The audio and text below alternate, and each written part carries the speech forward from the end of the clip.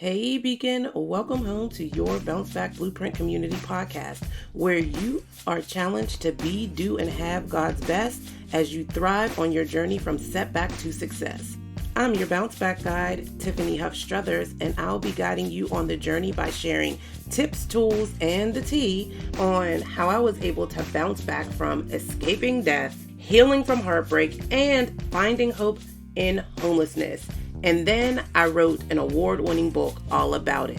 And shout out to God, ever since I was courageous enough to share my story, my life and the lives of women around the world have been forever changed. And as a member of the Bounce Back Blueprint community, I'm called to teach you to do the same. So grab your journal and let's build this blueprint. Hey Beacon, hey. What it do, boo? I am so excited to be here with you today. I hope you are well, and I hope that you tuned into the episode from Wednesday about the 5 lessons I learned with podcasting, in which I shared a little bit about the fact that things are going to be changing in this new season because of what I learned and because of the revelations I received from God while I took my little hiatus. So one of the things that is going to change is that I'm going to start each podcast episode sharing highs and lows, because I want you to know that for as much as I am guiding you on this bounce back journey, I am on one myself. I am human, and there are peaks and valleys on this journey. There are detours and delays, but the reality is that God is working it all together for our good. So I'm going to share a high and a low, maybe 2 highs and 2 lows at the beginning of each episode, and also back to the roots of clarity and the journey and the way that I facilitated coffee and clarity. We will converse each episode around a question. All right. So this week's highs and lows, I would definitely say that this week's highs were celebrating the podcast versary, right? The fact that I've been consistent with this podcast for an entire year. And just for perspective, I actually started a podcast in 2017, and it started off great. I knew it was what God called me to do, but I was very inconsistent with it. And like I shared in last episode, inconsistency is a deal breaker. And because I was inconsistent, I wasn't able to maintain the podcast. So the high this week is definitely a celebration of that consistency, getting to 1 year of consistency with the podcast, and also 1 year of sharing and getting to know you and hearing from you and learning from you. So yes, the low for this week, I will be honest, right now our kitchen is under construction. So I literally don't have a kitchen. I do have a new floor in the kitchen. I have a stove and I have a dishwasher, but like no cabinets, no sink. So yeah. And part of the reason why the cabinets haven't been placed yet is because we have an additional space where we want to extend the floor. And so I would say my low this week was that the floor extension was supposed to be completed yesterday and now has to be rescheduled until next week. So that's a bit of a low, because I love my kitchen and I'm excited about being able to be in this new version of my kitchen. But in the meantime, it is challenging. I'll be honest. I'm not complaining because I'm grateful that we are even able to go through the process to improve the space, but the journey to getting there is frustrating. Of course, COVID plays into things not being able to arrive when you want them to arrive, and work not being completed as timely as you would like. But I'm learning patience. So I guess even in said low, there is a high. So I would love to hear from you about your highs and lows for this week or today. You know, you can slide in my DMs on Instagram, or you can leave a review. You can email me. My contact information is all in the show notes. Okay. Now, today's question is, are you happy? And I think that you are really going to enjoy the discussion that we are having today around redefining happy for you on your own terms. Let's build the blueprint this week. She is the amazing Jessi Shuraleff. Jessi is a mama of two amazing little humans conceived through IVF and the founder and host of This Is My Truth podcast and community. She spent many years shoving down her emotions around her fertility journey, amongst other things, into a box and threw away the key until one day she found the key that changed everything. How she viewed herself, motherhood, but most importantly, the type of leader she became at home and at work. She has spent the last 13 plus years at Google effectively leading and coaching sales teams using authenticity, value based selling, and storytelling to drive impact and revenue for her customers. Her mission is to create community and connection through sharing personal stories to empower others to step into their own light, reclaim their vulnerability, and drive greater impact. Without further ado, I can't wait to introduce you to Jessi. Welcome to the show, Jessi. Tiffany, I am so excited to be here. Thank you so much for having me. I'm so excited to have you here. So, before we dig into the awesomeness that is you, please tell us who Jessi is beyond the bio. It's funny because I was sitting here, listening to you read my bio, and I'm like, it's so interesting the words that I chose to describe myself because the way that I actually think of myself is I am someone who is super curious both about myself and others. And I love to understand who someone is at their core, what makes them, what motivates them. And I share all of this because that's so important for me.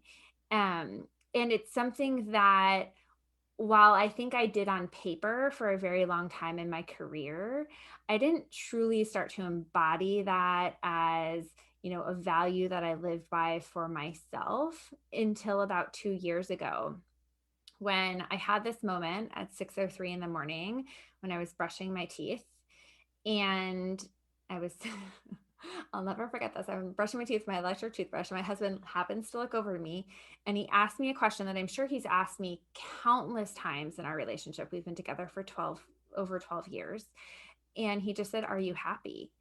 And for some reason, that morning, I said no. I spoke the truth, both to myself and to him.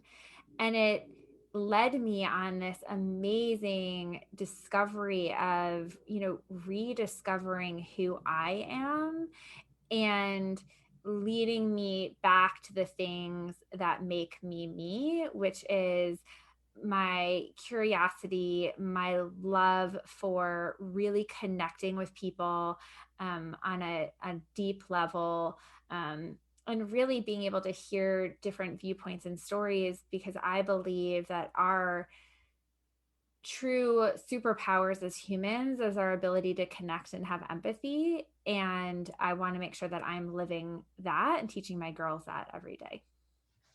Wow. So, that was a lot. I think, though, to first start where you started, I think that you were very intentional about the words that you chose now that you've gone into detail a little bit more.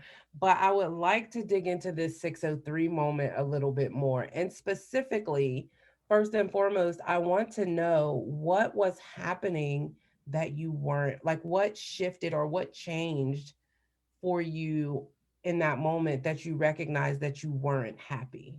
Yeah, it's a really good question.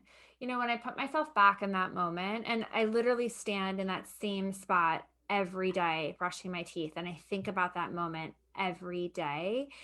And when I blurted out because it truly was like a blurt out of like no. So when I blurted out this no, I had this moment, internally where I could have backtracked. Like I could have backpedaled and been like, haha, like joking, super happy.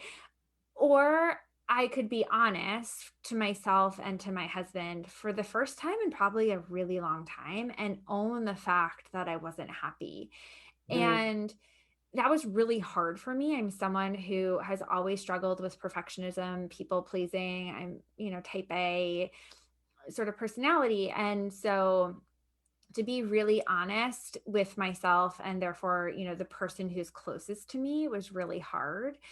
But I think what led me to that moment was the best way I can describe it. And I don't mean it to be a cliche. Like this truly was the point in my life, was because I was someone who was really good at compartmentalizing. I was really good at shoving things down that had happened to me in my life, and not really dealing with them. It allowed me to be successful in life. Like, I'm not going to sit here and say that that ability to compartmentalize didn't help catapult my career and have me be successful. But it also harmed me in a lot of ways. And one of those things was I built a really, really tall and thick wall. And I stopped living for myself and I started living for other people. And for me, when the best way I can describe it is I was living my life for labels. At first I was a Google employee, a Googler. Then I was, a wife. Then I was someone who struggled with infertility. And then, we were eventually blessed with two little humans conceived through IVF. And then I became a mom. And through all of that, I lost Jessi. And for some reason, and I don't know exactly like why it was that 6:03 moment or that morning, but it finally all just came to the surface, and I realized I wasn't happy and I need to get help, really. Wow. Well, I can definitely, and I'm sure many of our listeners can definitely relate to this compartmentalizing. And we definitely share this journey of moving your identity from label to label. I cannot say that I was a paid Googler, but I definitely spent a lot of time Googling. I would like to say that I'm a As we all Googler. However, I was like the smart one in the family. I was the one who would get the good jobs in the family. And then I became, a girlfriend, and then I became a mom. And so that identity crisis is huge. And as you talked about that, and also as you shared what was important to you, I wonder if in that moment, this value that you have for curiosity is what drove the change to that question. Curiosity about being honest and curiosity about redefining happy for yourself. Yeah, I mean, that it wouldn't surprise me. It's something that, you know, because I was really good at compartmentalizing, I was also really good at ignoring my intuition. But I had it, right? There was always this little voice. I'm not someone who, um, and this always got me in trouble at Google. I never had this like grand vision for myself. Like, I never was like, I'm going to be the CEO of a Fortune 50 company. The way that I operated my life, and I always have, which in full transparency drives my husband nuts, is I tend to, operate on like trying something out, seeing what doesn't stick, like being like, this doesn't feel right. And then, but this does, I'm going to do more of this. And I share that because I think that's another example of my curiosity. Like, I've never had this like grand vision for my life. Um, but I also was not really good at listening to my intuition. And so there were signs and moments where this voice of not this would, come up, but I would like promptly squash it down and like take like the left, right? It would be like, go right. And I'd be like, I'm gonna hit this hard left. Um, and what's interesting is when I look back on the last 13 and a half years of my career, or even the last 2 years as I've been on this sort of discovery of rediscovering who I am, um, there were moments that, again, like the coping mechanisms that I created for myself to get through hard things in my life, like did me well. Like on the outside, I looked quote unquote successful. Like you were saying, you're the smart one in your family, the one who like got the quote unquote good jobs. That was me. I was the joke in my family is that I'm the glue that holds everyone together. I'm the person in a crisis. I like have the list and I know what to do. And like everyone comes to me. But what I realized was that like who was there when I was in crisis? Like I It's didn't even, yeah. It's really interesting that you say that, because the second value you mentioned that was really important was connection. And it Mm-hmm. sounds like you were in a place where it was time for you to really get connected with yourself.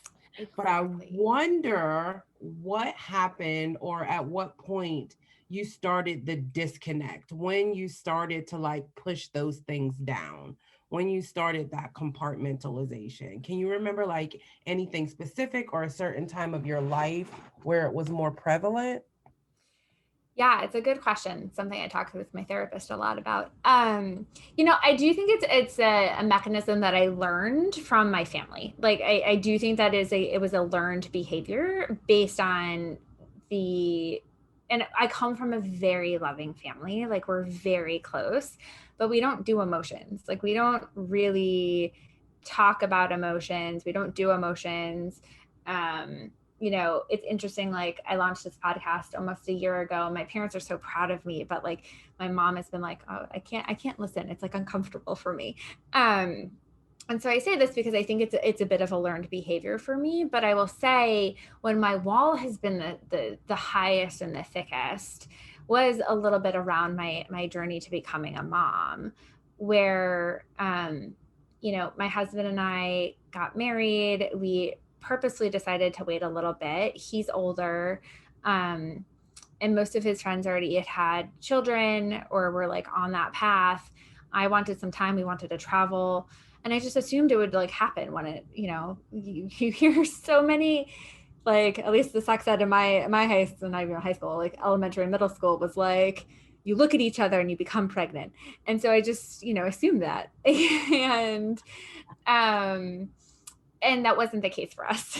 And so we went through rounds of IUIs, and then eventually went down the path of IVF and had numerous canceled cycles. And it was just this roller coaster of ups and downs. And to deal with those ups and downs, my wall would get thicker and higher.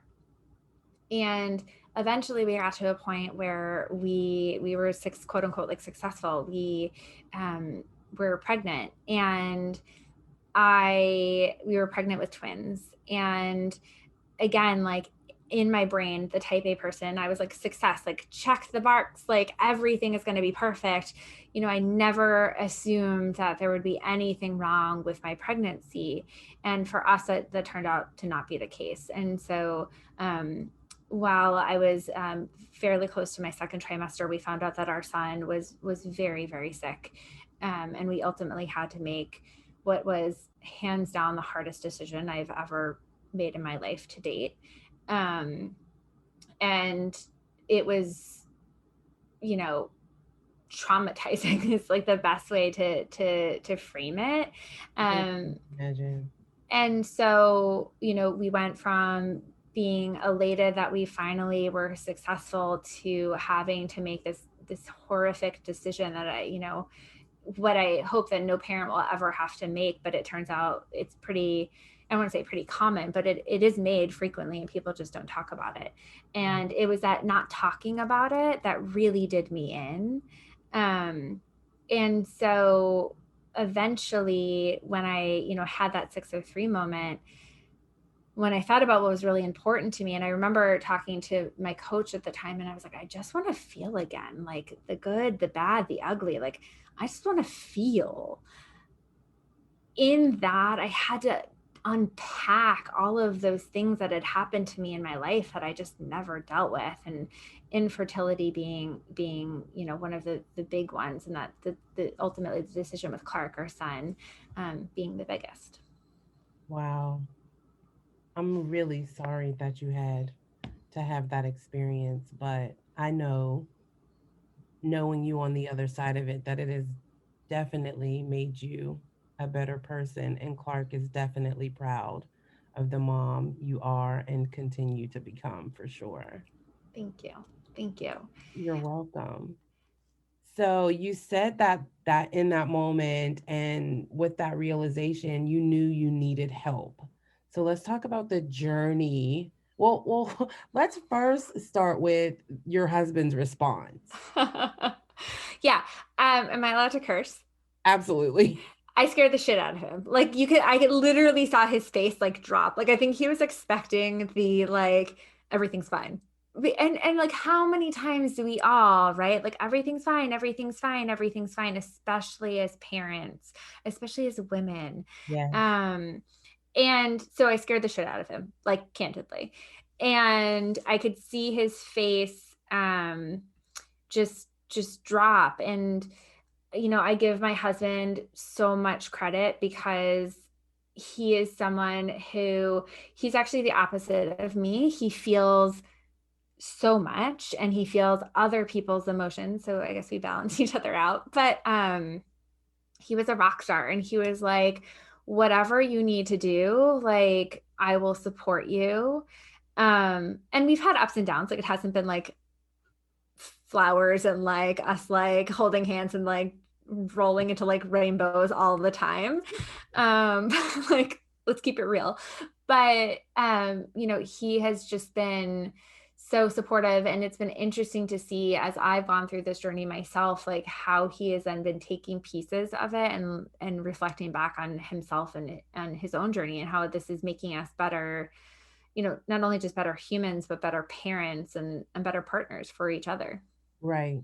Right. So after you scare your husband, and probably I'm sure you kind of shocked yourself Exactly. with that response, and you get the realization that you're going to need some help on this journey. What are some of the first steps you took? I know you said you had to unpack everything, right? But what did that journey look like for you? Because I feel like there are a lot of us who that is the real answer. No, I'm not happy, or no, I'm not well, or no, I don't like fill in the blank. But because we're so used to looking successful, right? Because we're so used to compartmentalizing, the no doesn't necessarily come out. And I think in large part is because A, we're afraid to shock somebody, Yeah. or B, we're afraid what will happen in our lives if we are honest. I'll be honest, I was petrified about that, right? Like I was, as much as I knew something needed to change and I wanted it so desperately to change, I was also terrified of the unknown. Um and in some ways, you know, while I was really used to at Google we have a motto of, fail and iterate. Like that's just like the Google way. And so while I was used to that, when you think about that in a personal context, it's really hard. it's it's easier from a product perspective and harder Yes, from a personal perspective. And you're not so a product. for me, my journey, and I very much view this as a journey. Like, I don't think that I will ever, quote unquote, be, like, or at least I hope that I never like checked the box. I'm the best version of myself. Like, I truly hope that every day I'm striving to be a better version of myself. And, but it started with, recognizing that I needed help. And for me, that looked like going back to therapy. So I'd seen a therapist during our infertility journey, and then I stopped. And I started when everything happened with Clark, and then I stopped, and then I was like, well, I think I need help again. But then I also found a coach, and I found a community of like-minded women, and that was hugely, hugely instrumental to me. Um, and opened my eyes, frankly, to a whole world that I didn't even know existed in terms of personal development, and realizing that the labels that society had put on me, that I had put on me, didn't have to be the labels that I lived by. I could be Jessi and be unapologetically Jessi, and that was okay. But I had to surround myself with people in order to get comfortable enough to do that, right? At least for me. I mean, some people are able to do that without maybe like the community aspect, but I very much needed that. I definitely think that community coaching and therapy are a powerful trifecta. Mm-hmm. And I myself am strongly invested in all three. look forward to my therapy sessions and my coaching sessions equally as much as being part of a community of like-minded women. So I'm curious to hear in your words, for the person who's thinking, why do you need a therapist and a coach? How would you explain that to someone? Because I know it's a question I get a lot as well. Yeah, I mean, so for me, my coach is someone who, and it's interesting. I was just talking to somebody about this. I think that for me, I gravitated towards people who were really real, were very authentic, um, and honestly was someone who was going to kick my ass. Like, I needed somebody who was going to help. And I didn't know all of this when I like started down this path. Like, I didn't even know what a coach was. Like, I remember having a conversation with Greg, my husband, and be like, "So I'm going to invest in this program. It's a coaching program." And he's like, "A what? Like what? Like, you know?" And I was like, "I don't know, but this is what I need." Like, and so for me, I view a coach as someone who is going to walk alongside of me and ask those really tough questions that I know that I should be asking myself, but I might not be asking myself. Um, and also like kick my butt when I need that, like, which was really important to me. My therapist, I view as someone who is less about like kicking my butt and more about like helping me unpack things. And there are still things like I truly believe we all have moments where we have felt alone or isolated. I personally have had many of those moments. Like my journey to becoming a mom is just one of them. And so I view my therapist as someone who helps me unpack those moments and, recognize when you ask me, like, where did the wall come from? Or like, where did I learn that? Like, it was through therapy that I realized, oh, this is like a family pattern. And, so the two of those things together is really helpful for me because of, my nature of curiosity, like wanting to understand the why, but also needing like actionable steps that I need to take, which therapy sometimes doesn't do. Or at least my therapist is not always great at that. Those two things combined has been really helpful for me. I agree. I think it's very much related to, again, back to what you said, curiosity and connection, right? I agree that my therapist definitely helps me to unpack and unpack and process things that have happened, things that are happening in the moment, so that I have fresh perspective because my coach is the one who can see me as the person I'm becoming. And like you said, kick my butt into gear, and I'm lighter because of the work that I'm doing with my therapist, so that when she kicks my butt, it's not as heavy for me to get to where we both know I am going, but she already sees me there and she helps me to embody my future self. So I always tell my clients, like, you introduce me to your future self, and I am going to help you embody her now. Like, live Yes. your future self in the present. I love that. That's exactly what it is. Yeah. So good. So now it's been almost, so wait, let's talk about, okay, so you started unpacking, you got your therapist, you got your coach, you got your community. At what point in this journey did you cease to be a Googler? Yeah. So it's interesting. Like, I think back on the timeline of all of this, and that 603 moment happened about 2.5 years ago. Okay. And in that time, about like a little over a year after that 603 moment, I launched a podcast, my podcast, and I launched it on my daughter's 4th birthday. And I was really intentional about that because part of what I was doing was unpacking the story of her and Clark. And I wanted there to be a recognition of the impact that she, Clark, and then my daughter Quinn have had on me as a human, and who I want to be as a human and as a mom and as a leader and as basically a human. And so, so I started that podcast, and I remember launching, I was also 2 weeks into the pandemic, and I was like, what am I doing? Like, is anyone going to want to talk to me? What am I doing? I had no idea what I was doing. And I just sort of leaned into it. Like, again, going back to that intuition, like there was just something telling me that I needed to do this.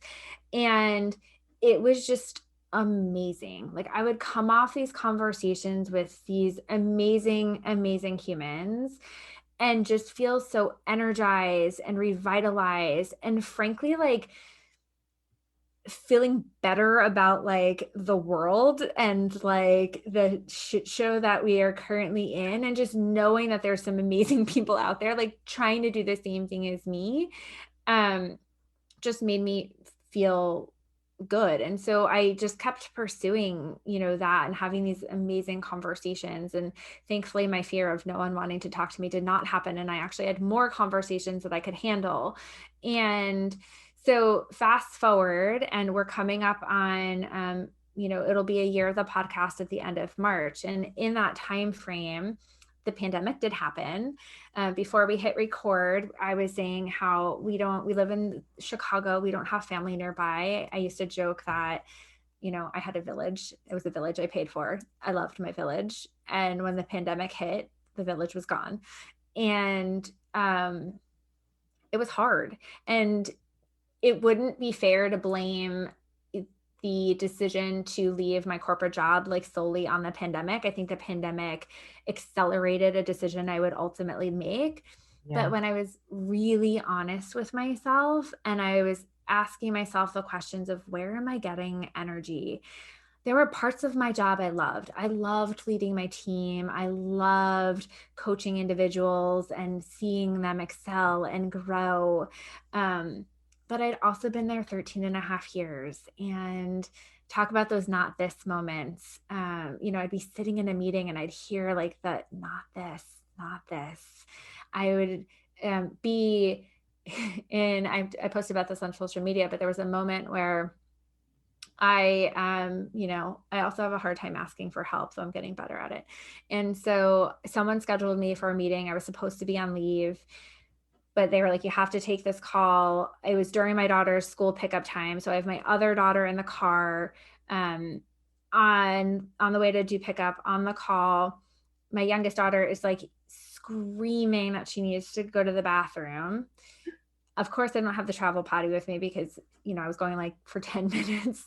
Right. And so I'm negotiating with at that point, she was, like close to 2.5-year-old, like to either pee in a Whole Foods reusable bag that I found in my car. And any parent on this call listening to this can appreciate this, or to just pee on me while like on this conference call with like really important like VP stakeholders. Wow. Trying to negotiate it, right? And like that little murmur of not this like became a shout. And yeah, I was gonna say, it was like, okay, I'm whispering. Clearly you like need the boulder to fall on your head, like on the cartoon. Yes, exactly. And so, it was like, okay, like I'm listening, and I had to just get really honest with, what was filling me up. And I had a point in the pandemic where I had to take a full-time leave because my father-in-law had a stroke and my husband had to go. And so I was taking care of the kids full time. And while it was stressful because you're in the middle of this global pandemic, it was also amazing. And what I realized was the two things that were giving me energy consistently were my family and my podcast.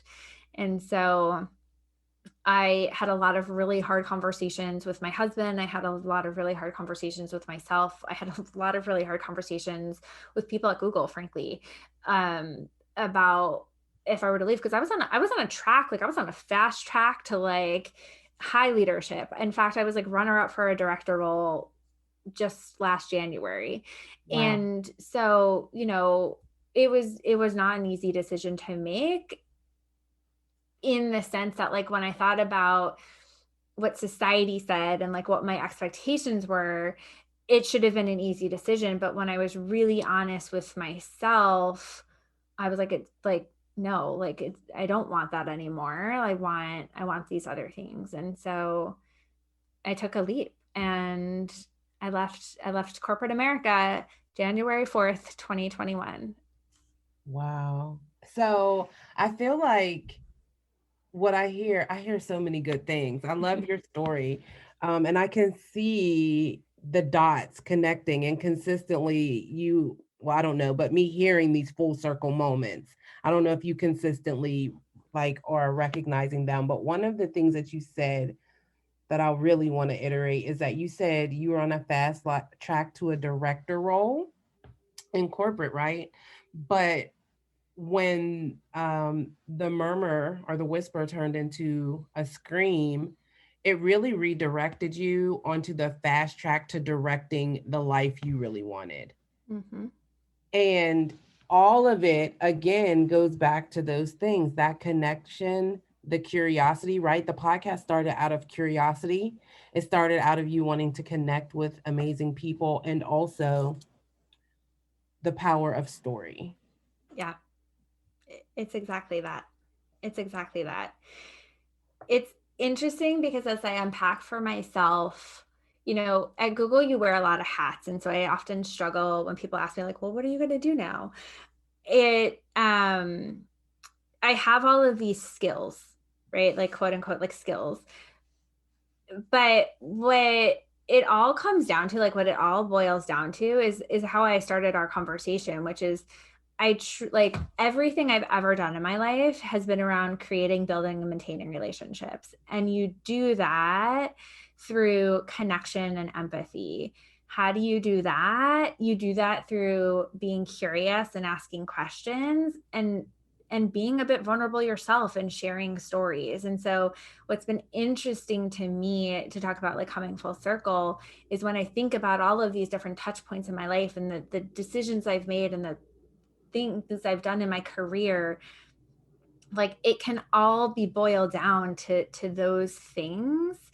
And really, like I'm saying it really simply, but like it doesn't matter if you are an entrepreneur or solopreneur or a business owner of like a small business or a Fortune 50 company or a leader. Like, to be any of those things effectively, I believe you need to be able to create connection with your employees and with your future customers. And so, that to me is the secret sauce of so many things.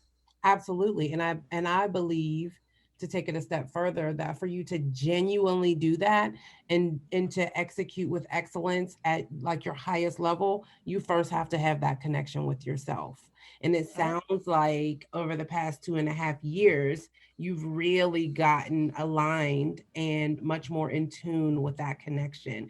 And one of the things that I think you said more than once, which was really powerful, that I want everybody to hear and know, that getting to this point, and even though the way we are talking about your journey, it sounds good, right, for the most part, because we can shift the perspective because you're kind of on the other side of it.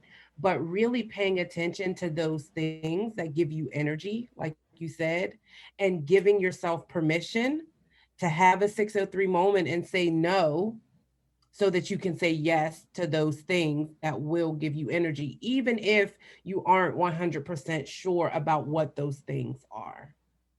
It's exactly it. It's exactly it. And you're right. Like I can tell the story now with reflection and with um, clarity, right?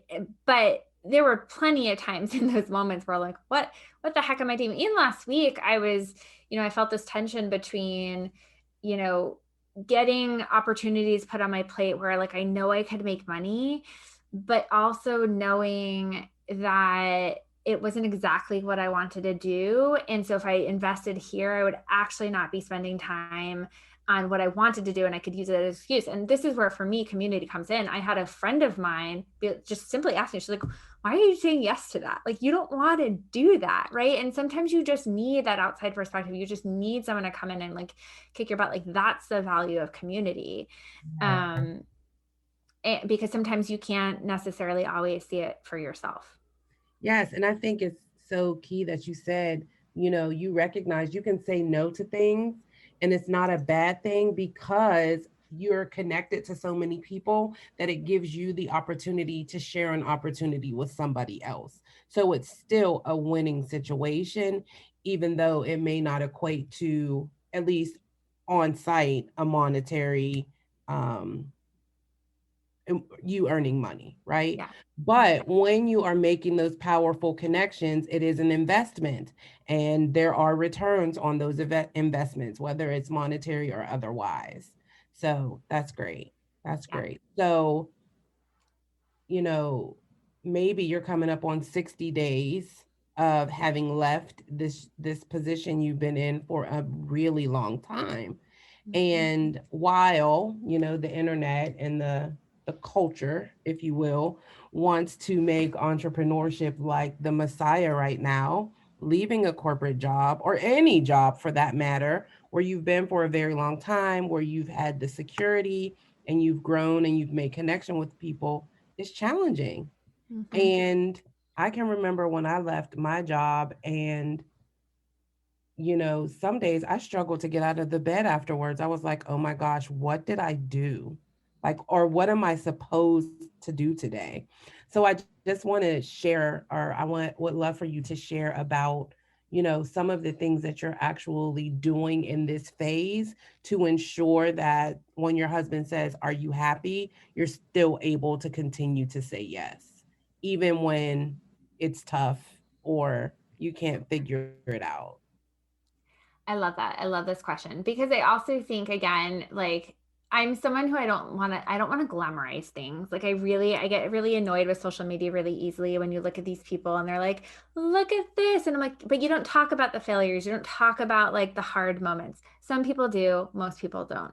And so I love that you call that out because I think that is really important. And that's, one of the reasons why I mentioned like last week, like I was mentally struggling, right? Around like, well, like I can do these things and make money and hustle and like, but like, is it really what I want? Yeah, Because the mental game is um much harder than I anticipated. I absolutely. knew that there were things that I would miss about being at Google. I knew that I would miss that I would have sounding boards. I knew that I would miss like Google's really big at, giving feedback whether you want it or not. I always appreciated it, but some people don't. Right. And so I knew that there were like tangible things that I would miss. And so I had created that for myself. Like Yeah, I found accountability groups. I created, I participated in masterminds and networking situations where I could get sounding boards. I had those people that I can turn to be like, hey, I think I'm going to launch this. Like, what do you think? Am I off the wall? But what I did not anticipate was the mental gymnastics that I would have to go through. And I don't know why I didn't like think about that, like, because that's literally what I've been dealing with the last 2+ years, and if not like the last 36 years of my life. But likely the reason why you didn't think about it, because it's like, oh, I've been doing this. Like, I've got this piece of it, you know? that was it, right? I was, I it was there was like some hubris there. Like I was like, I got this. But the reality is that it's a lot harder than I realized, the mental game.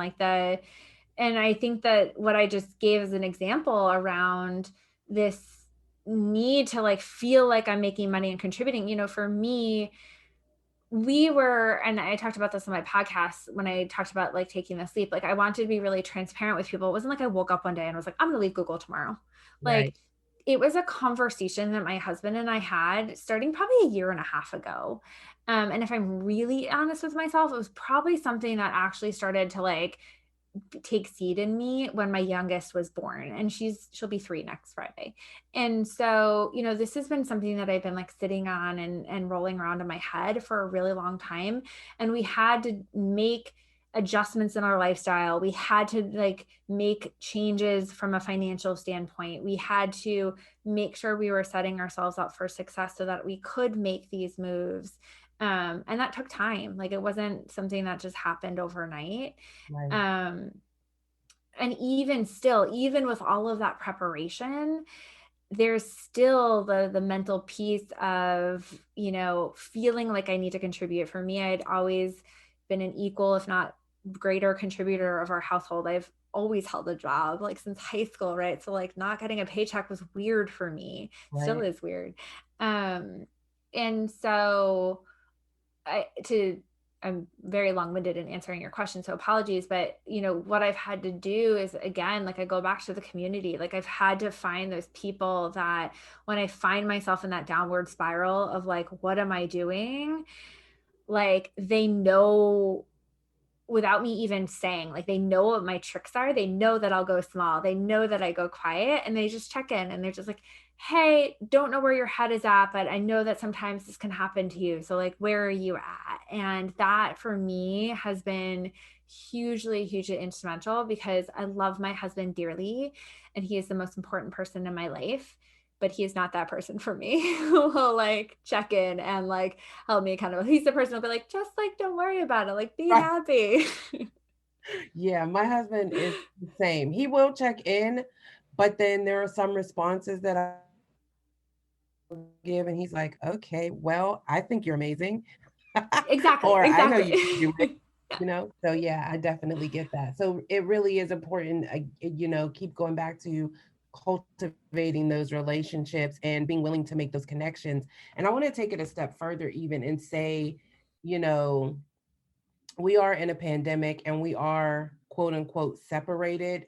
And you do have to be careful with your level of investment into the internet, but there are powerful connections to be made online if you are intentional, right? If you are connected with yourself, if you're aware of what you need and also what you have to offer, you can be much more intentional and not feel like you're just spending mindless time on the internet. So I think it's great that you were able to build and continue to build that community, not only, be, before, but as you continue with the podcast and sharing your story. So, where is this newfound happiness journey taking Jessi next? I love that question. So I am so excited because I'll be the first to admit the podcast last year was just, I was just all over the place because that's where I was in my life. And so I'm being much more intentional about the podcast for 2021. My theme for myself and also for the podcast is F the handcuffs. Handcuffs meaning, lots of different things. So, for me, it was Down.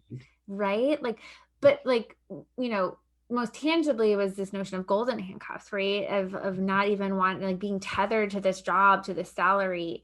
And just exploring all the different handcuffs. The episode that I actually released Tuesday, whenever it was this week, was about some of the mental handcuffs that I'm putting on myself, right? Like I left a situation where, I was being taught to like shatter the glass ceiling, but like now in this new world that I've created for myself, I'm my own glass ceiling. So like what is that, like what does that look like, how do you explore that and grapple with that. And then I'm also really excited because in April, which will coincide with the 1 year anniversary of the podcast, I'm launching a mastermind for female entrepreneurs and female-led small business owners focused around exactly what we've just been talking about. I think in a world where there's so much coming at you from a consumer standpoint, we so often forget that people buy from people. Yes. And so I think that like all of these things, my skills at Google, the connections and networking that I've had from Google, but just what I have learned in my time with the podcast is all come together, and I'm just so excited to teach and create space for these amazing women to develop and hone their story and find their voice and amplify that voice in an authentic, not a skeevy way, but like an authentic way to really build connections with their prospective clients. Because I have seen time and time again that makes all of the difference. And so I'm launching that in April, which I'm super excited about. Very exciting. Congratulations. I'm excited for you. Thank I you. can't wait to hear more about it and see everything unfold for this next part of your journey. That's Thank super you. exciting. I'm so glad that you came and that you shared and that we have connected. You know, it's it's great to connect with people who are really committed, like you said, to that authentic journey of becoming the better version of yourself every day, and who are willing to be open and honest about the fact that it's messy and it's not pretty and it's not always fun, but it's so worth it. So Yeah. worth it. So I have two questions before I let you go. One is there a book that you've read over the past 2.5 years that's been really integral in this journey for you? I am a self-proclaimed bibliophile. And Love in it. fact, I get grounded from my husband. Sometimes I'm not allowed to buy books or coffee mugs because there are so many. But people know I love books and coffee mugs, so they buy me books and coffee mugs. So it works out. There is a reason we connected because I also love books and coffee mugs, but just generally, like I'm that person who, like, my husband's like, "Why are you going into one of those like card stores again?" I was like, "Because I love cards and I love slogans." Like, And journals. yeah, and journal, right? I have lots of that stuff. I love it. It makes me so happy. So, I would say from a book perspective, I am someone who read The Gifts of Imperfection 3 different times. And it wasn't until I actually read it the last time, which was about 2 years ago, and this is Dr. Brene Brown's book, Yes. um, where it finally sunk in. Like the first 2 times I read it on flights to and from work, and I traveled a ton in my life as a sales Googler. And it was like interesting, but it wasn't until like I hit this point of like that when I said no, that I was not happy, where it finally sunk in. And then the other book that related is Dare to Lead, her leadership book around vulnerability. I absolutely, absolutely, absolutely love that one. um It's funny that you said you read The Gifts of Imperfection like on the airport because I'm almost certain that I bought it in the airport. It's so funny. I love it. Um, and then another book, and I don't mean for this one to be controversial, but Come As You Are by Dr. Emily Nagoski. It's all about connecting with yourself from like a sexuality standpoint. So like it's as we've been talking about, like you can't build that connection with others until you've like built that connection with yourself. Yeah. It was a really interesting read for me. Especially as you think about like the sex culture in our in our country, and how it really, I mean, for women and men, it's like very toxic. So that one was like a really fascinating read for me too. All right. Well, that was a bonus for everybody because that was a three Yeah, for one. sorry. No, I love it. Brevity is not my long suit. I'm always like that. Like, if you could recommend one, I'm like, well, can I do two at least? Well, here's my final question for you. And it is the same question that your husband asked you in your 603 moment. Are you happy, Jessi? I am. I truly, truly am. I am able to surround myself with people and things that fulfill me. But most importantly, I've learned how to fulfill myself. And in many ways, that is getting rid of like the notion and label that like putting myself first is selfish. And I think that's like something that's super prevalent in our society for women, but also for mothers. um, and learning that in order to put myself first, it makes me the better human, partner, mom, sister, wife, like insert all the other labels um, that I want to be. Well, I feel like that's a great place for us to wrap up. Thank you so much again for being here and for sharing And like I said, I'm excited to see everything that is to come. Thank you. I love this conversation. Me too. That was so good. Would you agree? And so, of course, before I let you go, I have to ask, if you are having your 603 moment right now, how would you answer that question? Are you happy? I hope that what you heard in this episode will help you with answering that question. And if the answer is no, that you got some insight or some tips about how to begin to discover what happiness and fulfillment looks like on your own terms. If you were blessed by this episode, it would mean so much if you would do a review.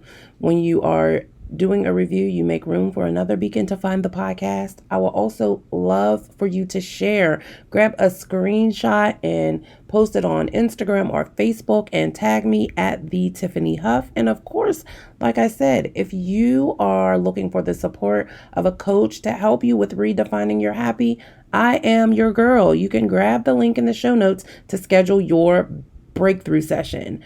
It is a no obligation, free conversation for the two of us to see if we can work together and make some magic. That link is bit.ly/your bounce back guide. I look forward to hearing from you in any and all of the ways mentioned, and I will see you next week. Until then, know this truth: God is not going to play you. But if you are out here in these streets lying about being happy, I can assure you, you are playing yourself. Be blessed.